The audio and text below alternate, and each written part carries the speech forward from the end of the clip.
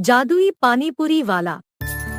एक अनोखे गांव में हमें रामू नाम का एक करिश्माई और चालाक युवक रहता है। वह अपनी साइकिल से स्वादिष्ट पानीपुरी बेचकर अपनी घर चलता है।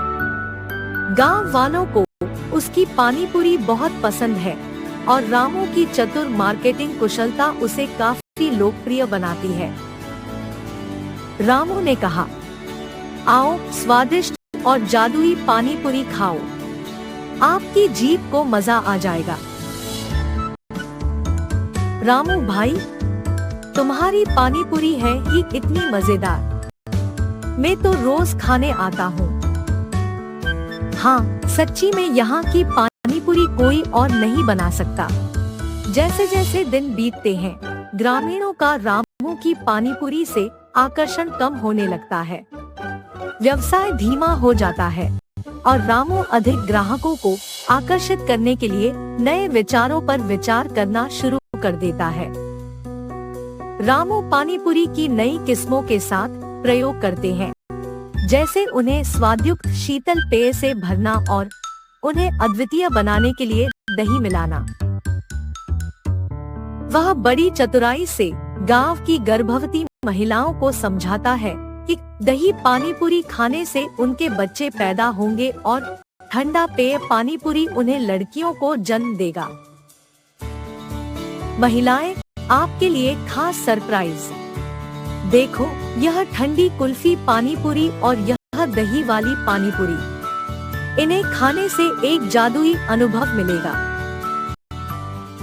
मेरे खास अनुभव के मुताबिक, यदि आप यह दही पानीपुरी खाती हैं जब आप गर्भवती होती हैं, तो आपको निश्चित रूप से एक लड़के होगा। और अगर आप यह कुल्फी पानीपुरी खाती हैं, तो आपको एक लड़की होगी। एक महिला ने कहा, क्या सच में ऐसा हो सकता है? आपको जो भी अनुभव हो वह जादुई होता है। और एक महिला ने कहा, मैं तो पहले से ही बेटे की इच्छा रखती थी, अब तो यहाँ से भी खा कर देखती हूँ। चलो आज ही खा लेते हैं और जान लेते हैं बच्चा लड़का होगा या लड़की। बस अब देखिए, मजे की बात है यह जादू कैसे करता है। गांव की महिलाएं रामू की पानीपुरी का लुत्फ उठाने के लिए बेताब हो जाती हैं। रामू की विशेष पानीपुरी के कारण वे सभी के बीच एक प्रसिद्ध नाम बन जाते हैं, जिन्हें सभी महिला पानीपुरी प्रेमियों के बीच लीजेंड माना जाता है।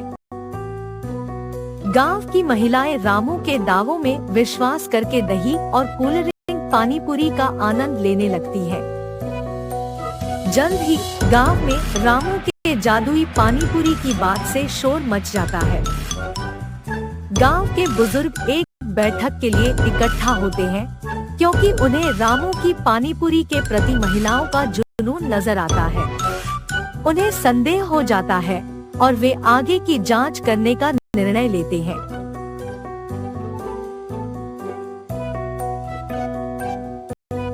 ये सब तो बस चाल है। रामू ने हमें धोखा दिया है और हमें अपने नए पानीपुरी विकल्पों से बेवकूफ बना दिया है। हम रामू की परीक्षा करने का निर्णय करेंगे। उसे सच्चाई और ईमानदारी की पहचान होगी। हम थक गए हैं, रामू हमें धोखा दे रहा है। हमें उसको गांव से निकालना चाहिए। अभी हमें विचार करने का समय है।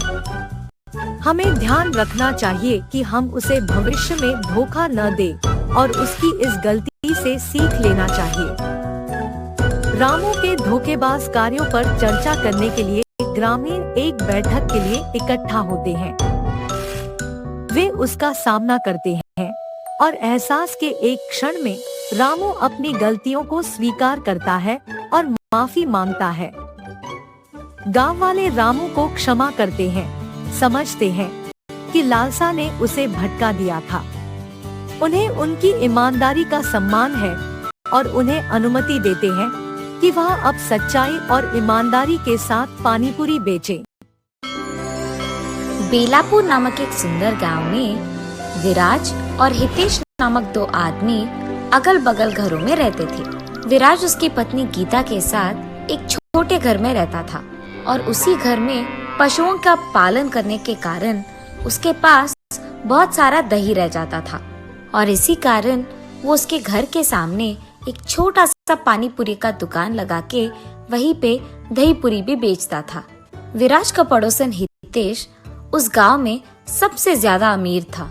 इसी कारण वो गांव में सबसे बड़े घर में रहता था और कोई काम नहीं करता था। उसे बहुत गर्व भी था और सबसे बहुत अकड़ में बात करता था। एक दिन दोपहर के समय में विराज दही पूरी बेच रहा था। दही पूरी विशिष्ट रूप में बनाया हुआ नए तरीके का दही पूरी। आइए बाबू आइए, जल्दी आइए, एक प्लेट का सिर्फ 10 रुपए। आइए बाबू आइए। उसके ऐसे जोर जोर से चिल्लाने के कारण उस तरफ से गुजर रहे हर एक आदमी उसकी चीखें सुनकर उसके दुकान आके दही पूरी खाते हैं। लेकिन उसी समय उसके बगल वाले घर में सो रहे हितेश को विराज की आवाज सुनकर डर के मारे अचानक जाग उठता है। हाँ, इस आदमी की आवाज के वजह से मेरी अच्छी खासी नींद खुल गई। अगर आइंदा ऐसा नहीं होना है तो मुझे अभी जाकर इसे बता देना होगा। ये फैसला करके हितेश गुस्से में विराज के पास जाता है। अरे, ये तो सारे गांव में सबसे अमीर है। ये मेरे पास आ रहे हैं तो लगता है कि मेरे पास मौजूद सारे दही पूरी खत्म हो जाएंगे। विराज ऐसे सोचकर खुश होता है जब हितेश उसके दुकान आता है। अरे रे हितेश साहब, बोलिए ना, कितने दही पूरी बनाऊं मैं? विराज, मैं इधर दही पूरी खाने नहीं आया। तुम्हारी ये चीखें मुझे बहुत तंग कर रही है। हर रोज तुम दही पूरी करके चिल्लाकर मेरा नींद, मेरा चैन खराब कर रहे हो। तुम्हें पता है कि मैं किसी भी चीज का काबिल हूँ। अगर अगली बार ये चीखें मैंने सुना तो तुम्हारा घर और ये दुकान यहाँ नहीं रहेगा, समझे? साहब, मेरे चिल्लाने के कारण ही जा रहे लोग, आजू बाजू के लोग सारे यहाँ आके खा रहे हैं, वरना उनको पता भी नहीं चलेगा कि मैं दही पूरी बेच भी रहा हूँ। अगर नहीं चिल्लाऊंगा तो धंधा कैसे चलेगा साहब? इसलिए मुझे माफ कीजिए, पर मैं ऐसे नहीं कर पाऊंगा। तो फिर तुम एक काम करो, तुम्हारा ये घर मुझे दे दो, यानी तुम इसे मेरे नाम पे कर दो। मैं तुम्हें यहाँ से बहुत दूर एक बड़ा घर दूंगा, वहाँ तुम यही दुकान चला सकते हो। मुझे माफ कीजिए साहब, ये घर दिखने में छोटा ही क्यों ना हो, ये मेरे पापा का है। सालों से ये हमें जायदाद में मिल रहा है। इसे छोड़कर मैं नहीं जा पाऊंगा। आपके इन दोनों कामों को मैं नहीं कर पाऊंगा, मुझे माफ कीजिए। और वैसे भी यहाँ के और कोई पड़ोसी अब तक मुझे ये नहीं बोले कि मेरी चीखें उन्हें तंग कर रहे हैं। सिर्फ आप ही ऐसे कह रहे हो। मतलब तुम मुझे सवाल कर रहे हो? तुम्हारी इतनी जुर्रत? मुझे ना करने के लिए और मुझे सवाल करने के लिए तुम भुगतोगे। देख लेना, मैं ऐसा कुछ करूंगा कि तुम खुद यहाँ से तुम्हारा दुकान खाली करके चले जाओगे।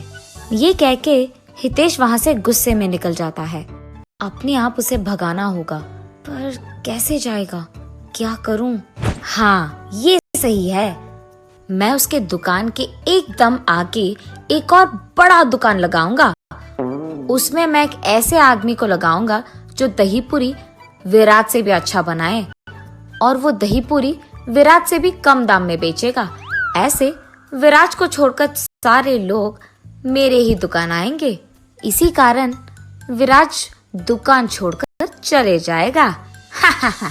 ये फैसला करके वो दूसरे ही दिन विराज के दुकान के ठीक सामने एक बड़ा सा दुकान लगाता है। उसमें एक बहुत अच्छा दही पूरी बनाने वाला और वहाँ के ग्राहकों को बैठने के लिए कुर्सियों की इंतजाम भी करता है। और उस दही पूरी का दाम भी विराज से कम ही होता है। विराज की दुकान से कम दाम होने के कारण उस गांव के सारे लोग दही पूरी खाने के लिए हितेश के दुकान ही जाते हैं और विराज के दुकान को जाना बंद कर देते हैं। ये देख हितेश खुशी से पगला जाता है। ऐसे कुछ दिन बीत जाते हैं। एक दिन विराज देखते ही रहता है कि सारे ग्राहक उसके दुकान आए बिना हितेश के दुकान ही जाते रहते हैं। हितेश ने सिर्फ जीतने के लिए ये सब किया है। मेरे दुकान के ठीक सामने का एक बड़ा दुकान लगाकर उसमें एक बावर्ची लगाकर कुर्सियां लगाकर दाम को कम करके दही पूरी बेच रहा है, ताकि सारे ग्राहक सिर्फ उसके दुकान जाए और मेरे यहाँ नहीं आए। ऐसे ही करने दूंगा उसे तो वो जीत जाएगा। मुझे कुछ तो भी करके अपने और ग्राहकों को बढ़ाना होगा, मगर कैसे? अरे हाँ, हितेश की दुकान सभी इसीलिए जा रहे हैं क्योंकि उसके यहाँ दही पूरी का दाम कम है। अगर मैं उसके दाम से भी कम करूँगा तो सारे ग्राहक मेरे ही पास आ जाएंगे वापस। हाँ, ये अच्छा विचार है। ये फैसला करके वो अगले दिन से हितेश के दुकान से कम दाम में दही पूरी बेचने लगता है। ये बात सुनते ही गांव के सारे लोग विराज के दुकान जाना वापस शुरू कर देते हैं और हितेश के दुकान जाना बंद। ये बात सुनते ही हितेश क्रोधित हो जाता है और गुस्से में ये फैसला लेता है कि उसके दुकान में दही पूरी वो सबको मुफ्त में दे देगा। जैसे ही गांव वासियों को पता चलता है कि हितेश के दुकान में सारे दही पूरी मुफ्त के हैं, तो सारे वही चले जाते हैं। इतना कि हितेश का दुकान भीड़ित हो जाता है और विराज के दुकान कोई नहीं जाता है। हितेश तो अमीर है और अमीर होने के कारण उसको उसके दुकान में मुफ्त दही पूरी देने से कोई फर्क नहीं पड़ेगा, लेकिन मैं तो ऐसे नहीं कर पाऊंगा ना। मैं जितने भी दही पूरी बनाऊं, मेरे दुकान कोई नहीं आएगा क्योंकि हितेश के दुकान में सब कुछ मुफ्त है। अब तो मेरा व्यापार चलना नामुमकिन है, लेकिन मुझे दही पूरी बनाने के अलावा और कुछ नहीं आता। मैं क्या करूं? इस मुसीबत का हल कैसे ढूंढूं? मैं क्यों डरूं?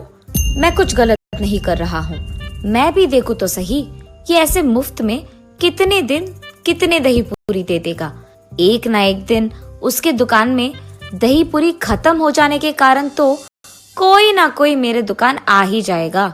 इसलिए मैं दही पूरी बेचना बंद नहीं करूंगा। हर रोज मैं अपना दुकान खुला ही रखूंगा। एक ना एक दिन तो लोग आएंगे ही। तब से वो ठान के हर रोज कम मात्रा में दही पूरी बनाने लगता है। ऐसे कुछ दिन बीत जाते हैं। इस दुकान का मालिक एक बहुत अमीर आदमी होने के कारण वो सबको मुफ्त में खिला रहा है और ये सब वो उसके पड़ोसी को हराने के लिए कर रहा है।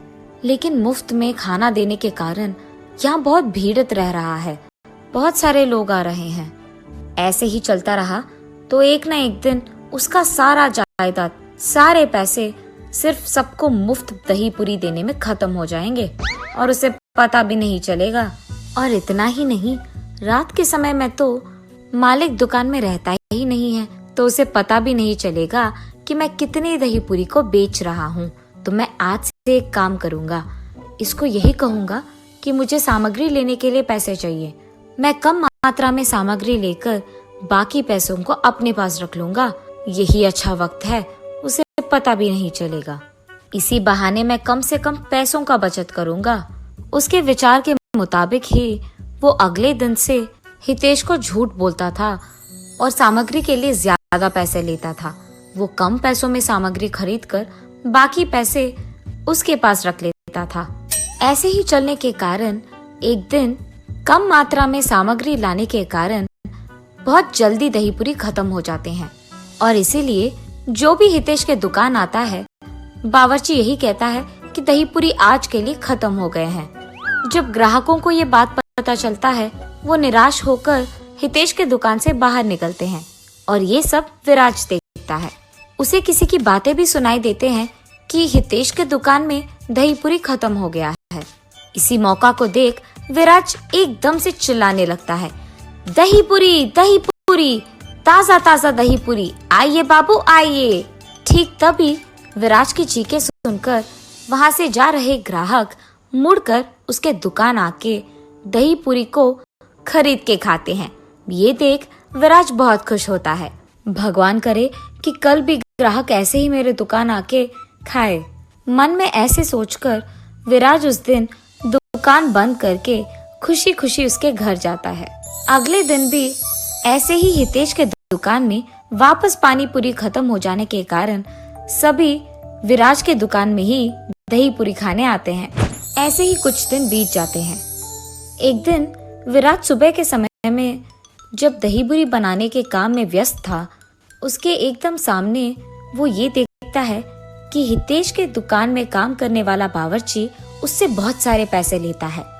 अरे, ये आदमी हितेश से इतने सारे पैसे क्यों ले रहा है? अगर सारे गांव को भी दही पूरी मुफ्त में खिलाना हो तो इतने सारे पैसे तो नहीं लगेंगे। दाल में कुछ तो काला है।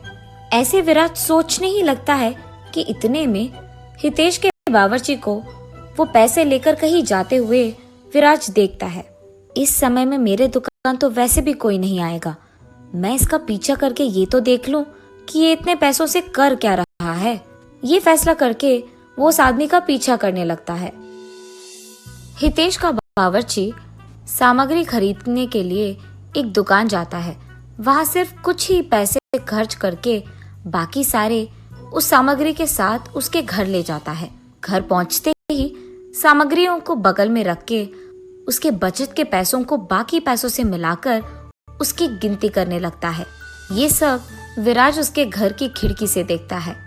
अरे, ये आदमी तो हितेश को धोखा देकर उससे पैसे चुरा रहा है। उससे बहुत सारे पैसे लेकर कम पैसों में सामग्री खरीदकर बाकी पैसों को ये बचत कर रहा है। इसी कारण कुछ दिनों से हितेश के दुकान में दही पूरी जल्दी खत्म हो जा रहा है, जिसके कारण सारे ग्राहक मेरे दुकान आ रहे हैं। मुझे तुरंत इस बात हितेश को बता देना होगा। उसके बाद विराज हितेश के पास जाकर उसे सब सच बताकर उसे उसके साथ ले जाकर उसके बावर्ची का सच्चा रूप दिखाई देता है। वहाँ पैसे गिनते हुए उसके बावर्ची को देख हितेश चौंक जाता है। तुम्हारे पास इतने सारे पैसे कहाँ से आए? तुमने जो कुछ भी करा, मुझे विराज ने सब कुछ बता दिया। तुमने सोचा कि तुम मुझे धोखा दोगे और बच जाओगे? सब सच बताओ, वरना मैं तुम्हें इस गांव में रहने लायक ही नहीं छोड़ूंगा। मुझे माफ कीजिए भाई साहब, मैंने गलती कर दिया। मैंने आपको सामग्री के लिए बहुत सारे पैसे देने के लिए कह दिया और उसमें सामग्री कुछ ही खरीद कर बाकी में रख लेता था। ऐसे ही ये पैसे आए साहब, मैंने और कुछ नहीं किया साहब, मुझे माफ कर दीजिए। आप आपके पैसे ले लीजिए साहब। पहली बार गलती है, इसीलिए माफ कर रहा हूँ। तुम मुझे मेरे पैसे दे दो और कल से दुकान आने की कोई जरूरत नहीं है। ऐसे कहने के कारण वो आदमी हितेश को पैसे देकर वहाँ से चले जाता है। विराज, मुझे गर्व था कि मैं अमीर हूँ और इस गांव में सबसे बड़ा घर मेरा ही है। इसी कारण मुझे बहुत गर्व था और मैं बहुत अकड़ से सबसे बात कर रहा था। सिर्फ तुम्हें हराने के बहाने मैंने न जाने क्या क्या नहीं किया। एक बड़ा दुकान लगाया, उसमें मुफ्त का खाना दिया। इतना सब कुछ करने के बावजूद तुमने मेरी मदद करने से पहले एक भी बार नहीं सोचा। जैसे ही तुम्हें पता चला कि मुझे कोई धोखा दे रहा है, तुमने मुझे तुरंत बता दिया। मैंने तुम्हारे बारे में बहुत गलत समझा। मुझे माफ कर दो और आइंदा मैं ऐसे गर्व में बात नहीं करूंगा और अकड़ में नहीं रहूंगा। मैं तुम्हारे व्यापार के लिए भी अब मुसीबत नहीं बनूंगा। आज से हम दोनों दोस्त बन के रहेंगे। तब से हितेश उसका व्यवहार बदलकर सबसे अच्छे से बात करता है और विराज हमेशा की तरह उसके दुकान को चलाते रहता है। हस्तिनापुर नामक एक सुंदर गांव में आदित्य और हरिता नामक पति पत्नी रहते थे। उनका वीना नामक एक सुंदर बेटी भी थी। आदित्य उसी गांव में गोभी मंचूरिया बना के बेचता था।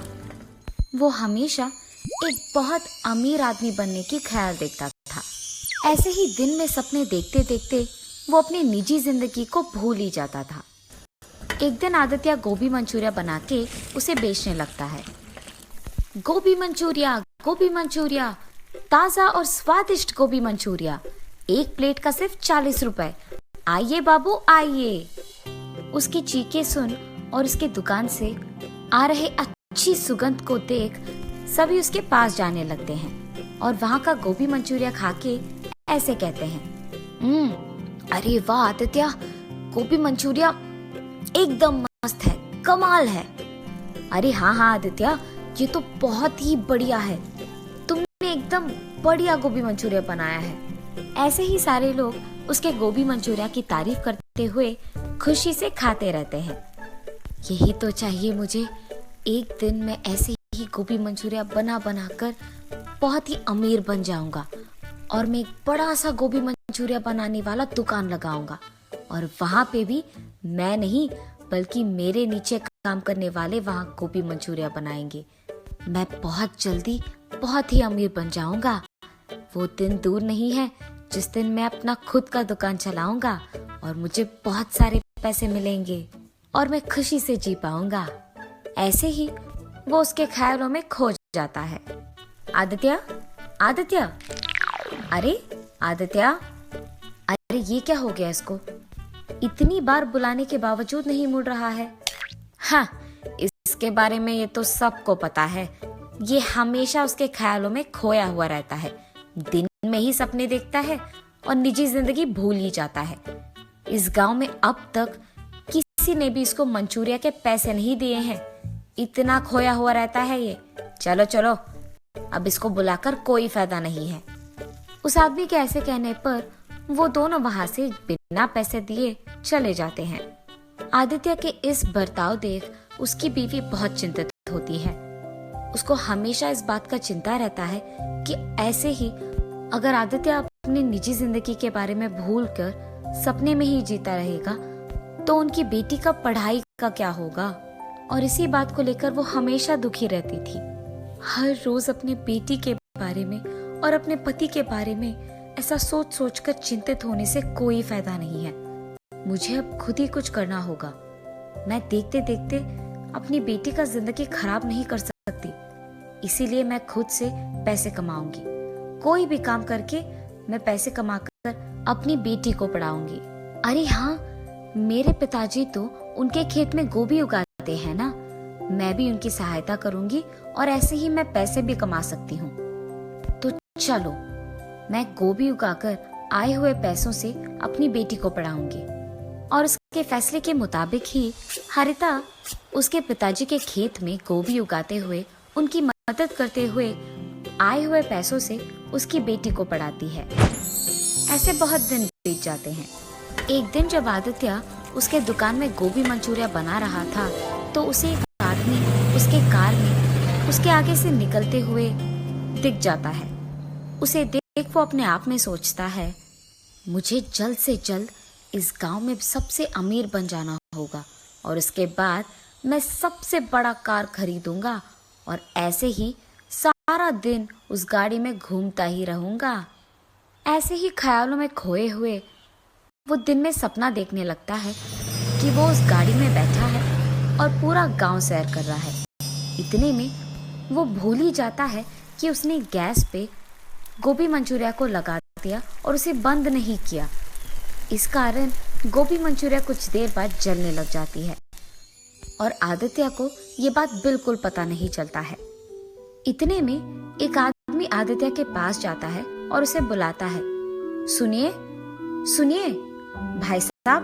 पर आदित्य तो उसे देखता भी नहीं है। अरे ये क्या, मैं इस आदमी को बुला रहा हूँ और ये बिल्कुल नहीं सुन रहा है। मैंने सोचा कि यहाँ आकर मैं इन्हें नौकरी के लिए पूछूंगा, पर ये तो सो ही रहे हैं और जितना भी बुलाऊं उठ ही नहीं रहे हैं।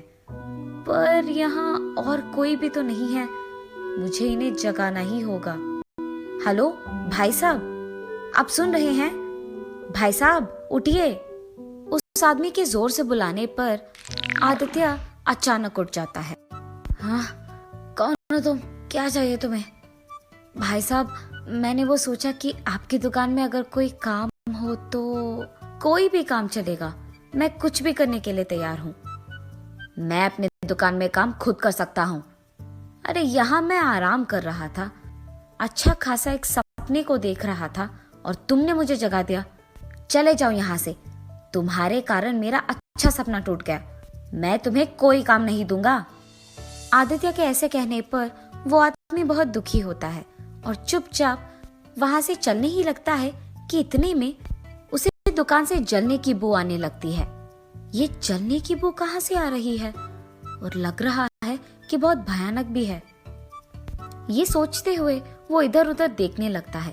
इतने में उसको दिख जाता है कि ये बू आदित्य की दुकान से आ रही है और तुरंत वो आदित्य के पास जाकर कहता है, अरे भाई साहब, लगता है कि आपने बहुत मेहनत करके ये गोभी मंचूरिया बनाया है, पर आपने गैस बंद नहीं किया। शायद आप भूल गए होंगे। क्या मैंने गैस बंद नहीं किया? ये कहते हुए आदित्य उसके गोभी मंचूरिया के पास भाग कर जाता है। उसे बर्बाद होते देख वो बहुत निराश होता है। मैंने इस आदमी पे चिल्लाया है और इसने फिर भी मेरा भला ही चाहा है। लगता है कि ये आदमी बहुत अच्छा है और नेक इंसान है। इसे अगर मैं काम पे लगा लूंगा तो दोबारा जलने से बचाएगा मेरे गोभी मंचूरिया को, और उसके सिवाय अगर मैं कभी अपने ख्यालों में खो भी गया तो ये मुझे संभाल लेगा। यही बेहतर है कि ये मेरे पास काम करे। सुनो, तुम्हारा नाम क्या है? जी किरण। ठीक है किरण, तुम्हें कहीं जाने की जरूरत नहीं है। तुम मेरे यहाँ काम करोगे। कल से आ जाना। मैं मंचूरिया बनाऊंगा और तुम उसे जाकर अपने ग्राहक को दे दोगे, ठीक है? जी साहब, मैं कल से आ जाऊंगा काम पे। उनके फैसले के मुताबिक ही अगले दिन जब किरण काम पे आता है तो आदित्य गोभी मंचूरिया बनाते रहता है और किरण उन्हें ग्राहकों को पहुंचाते रहता है। पर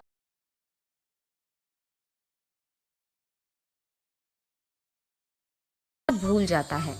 तब किरण सारे ग्राहकों से पैसे ले लेता है। रात होने के बाद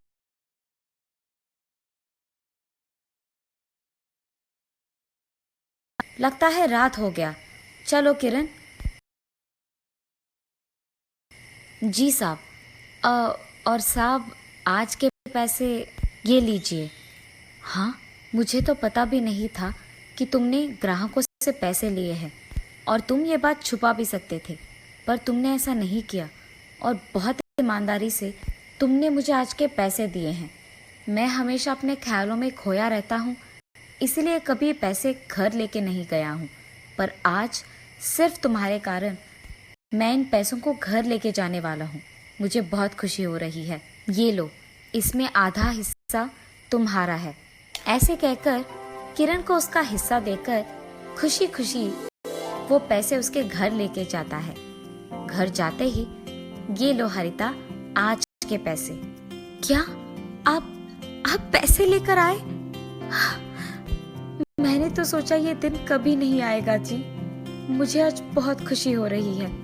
हरिता के ऐसे कहने पर आदित्य उसे किरण के बारे में सब कुछ बताता है। भगवान का लाख लाख शुक्र है कि आपको काम में मदद करने के लिए एक ईमानदार और नेक इंसान मिल गया। चाहे कुछ भी हो जाए, उसे काम से कभी ना निकालिए जी, ठीक है? हाँ हरिता, कभी नहीं निकालूंगा। ऐसे ही कुछ दिन बीत जाते हैं। एक दिन काम खत्म हो जाने के बाद जब आदित्य पैसे लेकर घर लौटता है, वहाँ हरिता को दुखी देख, अरे क्या हुआ हरिता, तुम इतनी दुखी क्यों हो? मैंने अपने पिताजी के साथ उनके खेत में गोभी उगाया था जी, पर अब मार्केट में गोभी का दाम गिर गया है। इसी कारण गोभी बेचने पर मुझे ज्यादा पैसे नहीं मिलेंगे, और तो और मेरे निवेश के पैसों में एक भी हिस्सा मुझे लौटकर वापस नहीं आएगा। मुझे डर है कि मेरा नुकसान हो जाएगा जी। अरे चिंतित मत हो हरिता, मेरे पास इसके लिए एक हल है। मैं वैसे गोभी का ही मंचूरिया बनाता हूँ ना, तो तुम्हारे उगाए हुए गोभी को लेकर अगर मैं मंचूरिया बना के बेचूंगा तो उससे ज्यादा पैसे कमा पाऊंगा। ऐसे तुम्हारा नुकसान भी नहीं होगा और हमारा भी दुकान अच्छा ही चलेगा। ठीक है जी, मुझे भी लगता है कि ये काम करेगा। गोभी सारे खेत में इकट्ठे किए हैं मैंने, आप वहां से उसे ले लीजिए। हरिता के ऐसे कहने पर वो उसके फैसले के मुताबिक ही खेत में जाकर गोभी लेकर उसे मंचूरिया बनाता है और बेचता है। कुछ दिन बीत जाने के बाद जब वो आए हुए पैसों का गिनती करता है तो बहुत सारे पैसे मिलते हैं और वो लाभ में होते हैं। वो खुशी खुशी उसके बीवी के पास जाकर उसे ये खुशखबरी देता है। क्या आप सच कह रहे हो? हमें लाभ हुआ है? मुझे बहुत खुशी है जी। इसका मतलब तो ये है कि जब भी आप ख्यालों में खोए नहीं रहते हैं तो आपका दिमाग भी बहुत तेज चलता है। मुझे तो लगा कि आप उन ख्यालों से कभी बाहर नहीं आएंगे, पर आज आपको ऐसे देखकर मुझे बहुत खुशी हो रही है। अब से हर साल मैं अपना गोभी उगाकर आपको ही दूंगी और आप ऐसे ही लाभ बनाएंगे। मंजूर है? हाँ हरिता, मंजूर है। उसके बाद आए हुए पैसों में कुछ हिस्सा आदित्य किरण को देता है और बाकी के वो अपने दुकान में निवेश के रूप में लगाता है। आदित्य जल्द ही उसका अपना दुकान लगाकर उसमें किरण के साथ गोभी मंचूरिया बना के उसे बेचने लगता है। स्वादिष्ट गोभी मंचूरिया बनाने के कारण सारे ग्राहक उसके पास ही आते हैं और बहुत ही जल्द आदित्य बहुत अमीर बन जाता है और एक बड़ा सा गाड़ी और घर खरीद के वो उसके ख्यालों को सच में बदल देता है और खुशी से जीने लगता है। किरण, आज मैं अमीर हूँ, मेरे पास गाड़ी है, बंगला है और मैं खुश हूँ। ये सब सिर्फ तुम्हारे कारण हुआ है। अगर तुम मेरे पास भरोसे के साथ काम नहीं करते और ऐसे ईमानदार और नेक नहीं होते तो शायद मैं अपने ख्यालों को सच में कभी नहीं बदल पाता। मैं तुम्हारा एहसान कभी नहीं भूल पाऊंगा। अरे साहब, आप ये क्या कह रहे हो? आपने अगर उस दिन मुझे नौकरी का ये एक मौका नहीं दिया होता तो मैं भी आपके साथ इतना ऊंचा नहीं आता और इतना मेरा जिंदगी नहीं बदल पाता। आज मेरी इस खुशी का कारण आप हैं। मुझे आपको धन्यवाद कहना चाहिए उस एक मौके के लिए। आदित्य को जल्द ही उसके गलती का एहसास होता है। ख्यालों में खोकर निजी जिंदगी को भूलना अच्छा नहीं है। ये जानकर वो तब से दिन में सपने देखना छोड़ देता है। किरण और आदित्य दोनों साथ में काम करते हुए हमेशा की तरह खुश रहते हैं।